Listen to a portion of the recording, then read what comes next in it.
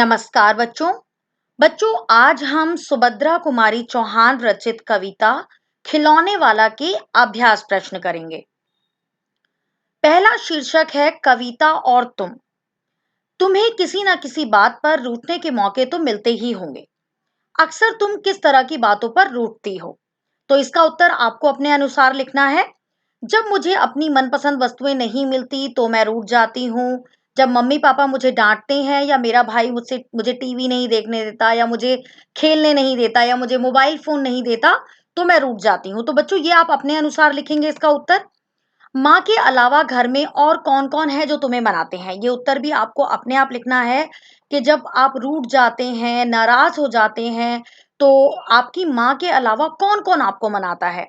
तो माँ के अलावा घर के सभी सदस्य जैसे दादा-दादी, बड़े भाई-बहन आदि मुझे मनाते हैं। यहाँ पर आप किसी का भी लिख सकते हैं, चाहे वो पापा भी हो सकते हैं, मासी भी हो सकती है, दादी-नानी, नाना भी हो सकते हैं, मामा भी हो सकते हैं। जो आपको लगता है आप अपने अनुसार लिखेंगे। अगला प्रश्न है, हम ऐसे कई त्योहार मनाते हैं जो बुराई पर अच्छाई की जीत पर बल देते हैं। ऐसे त्योहारों के बारे में और उनसे जुड़ी कहानियों के बारे में पता करके कक्षा में सुनाओ। तो बच्चों, बुराई पर अच्छाई की जीत वाले कौन से त्योहार होते हैं? एक हमने दशहरा का सुना है और दूसरा होली। दशहरा और होली ऐसे त्योहार हैं जिनमें बुराई पर अच्छाई की जीत पर बल दिया जाता है। दशहरा में राम की जीत व होली में होलिका दहन की कहानी है। दशहरा दशहरा में क्या हुआ था? इस दिन श्री राम ने लंका के राजा रावण को मारकर अपनी पत्नी सीता को मुक्त करवाया था। रावण राक्षसों का राजा था। उसने समस्त भूमंडल पर अधिकार कर लिया था। स्वर्ग के देवता भी उसके कारागार में बंदी थे। देवता से लेकर मानव तक उसके अत्याचारों से परेशान थे। एक दिन राम की अनुपस्थिति में उसने बलपूर्वक सीता का हरण कर लिया। अतः राम ने सुग्रीव के साथ मिलकर लंका पर चढ़ाई कर दी। युद्ध में रावण राम के हाथों मारा गया। राम ने पूरे भूमंडल को उसके अत्याचारों से मुक्त करवाया। दशहरा राम की रावण पर विजय और अधर्म पर धर्म की जीत की कहानी कहता है। तो दशहरा तो आपको पता ही है, तो इस उत्तर को भी आप अपने अनुसार लिख सकते हैं। दशहरा की कहानी को आप अपने शब्दों में लिख सकते हैं।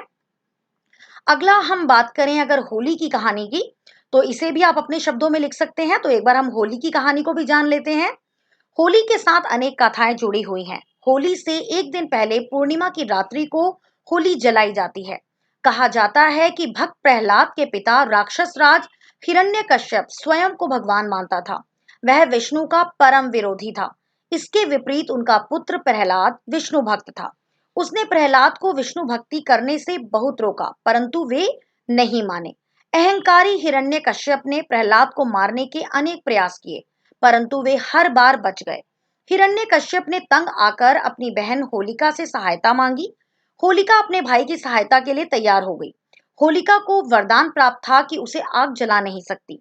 होलिका प्रहलाद को मारने की इच्छा से उसे लेकर चिता में जा बैठी।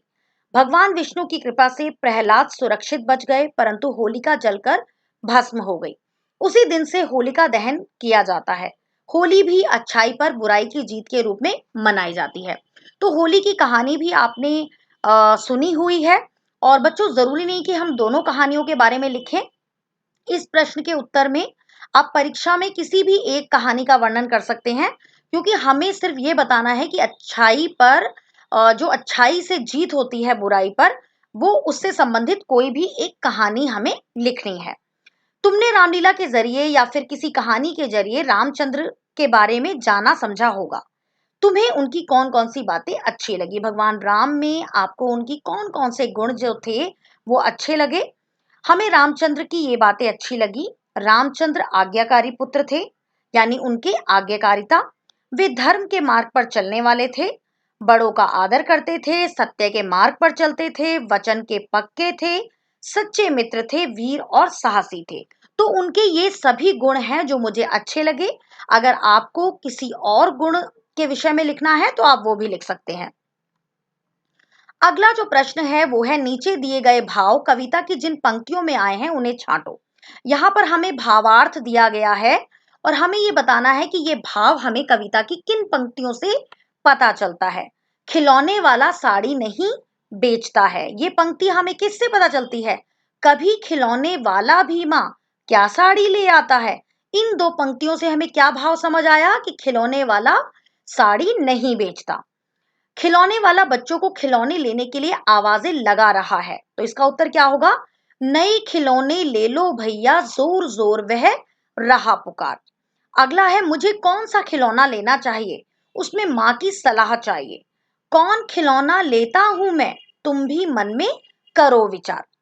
अगला है, माँ के बिना कौन मनाएगा और कौन गोद में बिठाएगा। तो कौन मना लेगा, कौन प्यार से बिठा गोद में, मन चाही चीजें देगा। तो बच्चों ये पंक्तियां हमें दी गई हैं, हमें कविता की वो पंक्तियां छांटनी है जिनसे हमें इनका भावार्थ समझ आ जाए। अगला प्रश्न है, मूंगफली ले लो मूंगफली, गरम करारी टाइम पास मूंगफली। तुमने फेरी वालों को ऐसी आवाजें लगाते जरूर सुना होगा। तुम्हारे गली मोहल्ले में ऐसे कौन से फेरी वाले आते हैं और वे किस ढंग से आवाज लगाते हैं, उनका अभिनय करके दिखाओ। वे क्या बोलते हैं उसका भी एक संग्रह तैयार करो। तो आपकी गली में जो फेरी वाले आते हैं, वेंडर्स आते हैं, वो क्या क्या आवाजें लगाते हैं, तो आप कोई भी यहाँ पर उदाहरण लिख सकते हैं। जरूरी नहीं कि आप यही उदाहरण लिखें, आपने जिस भी फेरी वाले की जो भी आवाज सुनी है वो आप इस प्रश्न के उत्तर में लिख सकते हैं। जैसे कबाड़ी वाला कबाड़ी वाला कबाड़ी वाला, रद्दी पेपर वाला। उसके बाद सब्जी वाले का 10 का 1.25 किलो आलू ले लो, हरे हरे मटर ले लो, प्याज ले लो। फल वाले का इलाहाबाद का बढ़िया मीठा अमरूद ले लो, सेब संतरा ले लो। तो यहाँ पर आप कोई भी उदाहरण लिख सकते हैं कि आपकी गली में फल फल वाला क्या बोलते हुए आता है, सब्जी वाला क्या बोलते हुए आता है, कबाड़ी वाला क्या बोलते हुए आता है, या इसके अलावा और भी आ, फेरी वाले जो आते हैं वो क्या बोलते हैं। तो आप एक दिन ऑब्जर्व करें कि आपकी गली में कौन कौन से फेरी वाले आते हैं और वो क्या क्या आवाज लगाते हैं, और उसके बाद इसका उत्तर लिखें। अगला है, खेल खिलौने शीर्षक के अंतर्गत तुम यहाँ लिखे खिलौनों में से किसे लेना पसंद करोगी और क्यों। अब यहाँ कुछ खिलौनों के नाम दिए गए हैं, गेंद, रेलगाड़ी, बर्तन सेट, हवाई जहाज, फिरकी, धनुष बाण, मोटर गाड़ी, गुड़िया, बल्ला या कुछ और। तो बच्चों आपको इनमें से जो खिलौना पसंद है आप उस खिलौने के बारे में लिखिए, और आपको वो खिलौना क्यों पसंद है आप वो भी लिखिए। जैसे यहाँ पर मैंने गुड़िया का लिख दिया है कि मैं गुड़िया लेना पसंद करूंगी, मेरे पास पहले से ही बहुत सारे खिलौने हैं, एक गुड़िया ही नहीं थी, इसलिए मैं गुड़िया लूंगी, उसे सजाऊंगी और उसके साथ खेलूंगी। तो बच्चों आप इनमें से कुछ भी लिख सकते हैं जो आपका मन करे। अगला है, तुमने अपने साथियों के साथ कौन कौन से खेल खेलती हो। तुम अपने साथियों के साथ कौन कौन से खेल खेलती हो, ये प्रश्न भी आपको स्वयं करना है। मैं अपने साथियों के साथ क्रिकेट, लूडो, व्यापार, पकड़म पकड़ाई, कबड्डी, लुका छुपी, खो खो, बैडमिंटन इत्यादि खेल खेलती हूँ। अगला प्रश्न है, खिलौने वाला शब्द संज्ञा में वाला जोड़ने से बना है। खिलौने वाला में क्या जोड़ा है हमने, वाला। वाला जो है ये प्रत्यय है, प्रत्यय हमेशा शब्द के बाद लगता है और उपसर्ग शब्द से पहले लगता है। नीचे लिखे वाक्यों में रेखांकित हिस्सों को ध्यान से देखो और संज्ञा क्रिया आदि पहचानो। संज्ञा और क्रिया को हमें पहचानना है। पान वाले की दुकान आज बंद है, यहां पर पान वाला क्या है, संज्ञा। मेरी दिल्ली वाली मौसी बस कंडक्टर है, तो दिल्ली क्या है, संज्ञा। महमूद 5 बजे वाली बस से आएगा, 5 क्या है, विशेषण। नंदू को बोलने वाली गुड़िया चाहिए, बोलना क्या है, क्रिया। दाढ़ी वाला आदमी कहाँ है, दाढ़ी क्या है, संज्ञा। इस सामान को ऊपर वाले कमरे में रख दो, ऊपर क्या है, क्रिया विशेषण। मैं रात वाली गाड़ी से जम्मू जाऊंगी, रात क्या है, संज्ञा। या जम्मू क्या है, संज्ञा। गाड़ी क्या है, संज्ञा। जाऊंगी क्या है, क्रिया। तो जरूरी नहीं कि आप यही सब छांटें, आप पूरे वाक्य में देख सकते हैं कि कहां पर किस शब्द में संज्ञा है और किस शब्द में क्रिया है। जैसे है क्रिया है, आएगा क्रिया है, चाहिए क्रिया है, कहाँ है क्रिया है, रख दो क्रिया है। तो आप इन वाक्यों में संज्ञा और क्रिया विशेषण जो भी आपको दिखाई देता है वो छांट कर आप लिख सकते हैं। अगला प्रश्न जो है वो तुम्हारी रामलीला शीर्षक से है। रामलीला तो आप सभी ने देखी होगी, क्या तुमने रामलीला देखी है। रामलीला की किसी एक लघु कहानी को चुनकर कक्षा में रामलीला प्रस्तुत करो। तो बच्चों आप रामलीला जब दशहरे में देखने जाते हैं तो वहां पर आपको रामलीला का कौन सा हिस्सा है या कौन सा प्रसंग है जो अच्छा लगता है, तो वो आप अपने मित्र के साथ मिलकर वो एक्टिंग कर सकते हैं, वो अभिनय कर सकते हैं। जैसे बच्चे भरत और राम मिलाप पर रामलीला का मंचन कर सकते हैं, या राम और रावण के युद्ध का मंचन कर सकते हैं, राम और सीता के विवाह का मंचन कर सकते हैं, लक्ष्मण और परशुराम के संवाद का मंचन कर सकते हैं। तो जो भी रामलीला का प्रसंग आपको अच्छा लगा, उसका आप अभिनय कर सकते हैं। इसके बाद अगला है कविता में कथा। अब हमें कविता से कौन कौन सी कथाओं के बारे में पता चलता है, उससे संबंधित प्रश्नोत्तर यहाँ पर आए हैं। इस कविता में 3 नाम आए, राम, कौशल्या और ताड़का। ये तीनों नाम किस प्रसिद्ध कथा के पात्र हैं? जैसा कि कविता से हमें पता चलता है कि ये तीनों पात्र किसके हैं? रामायण के।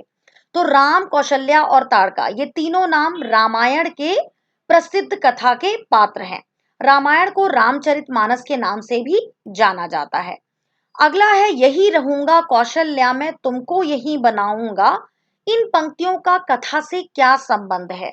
जो ये कहा गया है कि मैं कौशल्या, तुम मेरी कौशल्या हो और तुम्हें मैं कौशल्या बनाऊंगा, तो बालक स्वयं को राम और अपनी माँ को कौशल्या के रूप में देखता है। इस कविता में जो बच्चा है वो अपने आप को क्या समझता है? वो अपने आप को राम समझता है और अपनी माँ को कौशल्या समझता है। लेकिन वह राम की तरह वन जाने को तैयार नहीं है। राम तो 14 वर्षों के वनवास के लिए चले गए थे, लेकिन इस बच्चे को लगता है कि माँ अगर तुम बोल दोगी तो मैं चला जाऊंगा। लेकिन बच्चे का मन बिल्कुल भी अपनी माँ से दूर जाने का नहीं है, बल्कि माँ कौशल्या के पास घर में रहना चाहता है, बल्कि वो बच्चा अपनी माँ के पास ही रहना चाहता है। अगला प्रश्न है, इस कथा के कुछ संदर्भों की बात कविता में हुई है, अपने आसपास पूछकर इनका पता लगाओ। जब हमने ये कविता पढ़ी तो हमने देखा कि यहाँ पर कुछ ऐसे संदर्भ आए जो हमें रामायण के विषय में बताते हैं। तपसी यज्ञ करेंगे असुरों को मैं मार भगाऊंगा, तुम कह दोगी वन जाने को हंसते हंसते जाऊंगा। तो ये जो दोनों प्रसंग हैं ये रामायण से संबंधित हैं। तो पहली जो पंक्ति है वो हमें क्या बता रही है? वन में तपस्या करने वाले ऋषि मुनियों को राक्षस परेशान करते हैं, उनकी शांति भंग करते हैं, उनको तपस्या नहीं करने देते। तो राम ने उन राक्षसों का वध किया, जिसके बाद से वे फिर से शांति पूर्वक तपस्या करने लगे। यहाँ पर ताड़का नाम की राक्षसनी का वर्णन था कि वो हमेशा क्या करते थे? वो तपस्वियों को यज्ञ नहीं करने देती थी, उन्हें परेशान करती थी। तो राम ने क्या किया? राम ने उसका वध कर दिया, राक्षसों को भी मारा, जिससे कि तपस्वी जो हैं वो आराम से अपनी शांति से पूजा कर सके। अगला है, तुम कह दोगी वन जाने को हंसते हंसते जाऊंगा। तो राम ने अपने माता पिता के आदेश पर एक आज्ञाकारी पुत्र की भांति 14 वर्ष के लिए वन जाना स्वीकार कर लिया था। यहाँ पर राम के विषय में बताया गया है कि वो 14 वर्ष के वनवास के लिए चले गए थे। तो बच्चों, आज हमने खिलौने वाला पाठ के अभ्यास प्रश्न किए। अगली बार मैं एक नए वीडियो के साथ फिर उपस्थित होंगी। धन्यवाद।